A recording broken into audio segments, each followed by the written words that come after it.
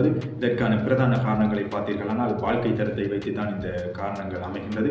பிரதான காரணங்கள் உங்களுடைய மின்சார பட்டியல், அதாவது மாதாந்த உங்களுடைய மின்சார பட்டியல் அதிகமாக வருமானால் அதுவும் ஒரு காரணம்.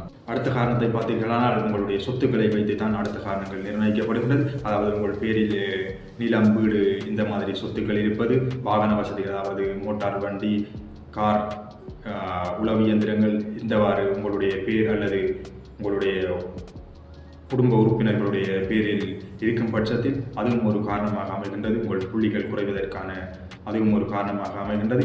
அது மட்டுமல்லாமல் நிரந்தர தொழில், அதாவது அரசாங்க தொழில் பெற்றுக்கொண்டு இருப்பவர்கள் உங்களது குடும்பத்தில் இருந்தால் அதுவும் ஒரு காரணம், உங்களுடைய புள்ளி குறைவதற்கான காரணம்.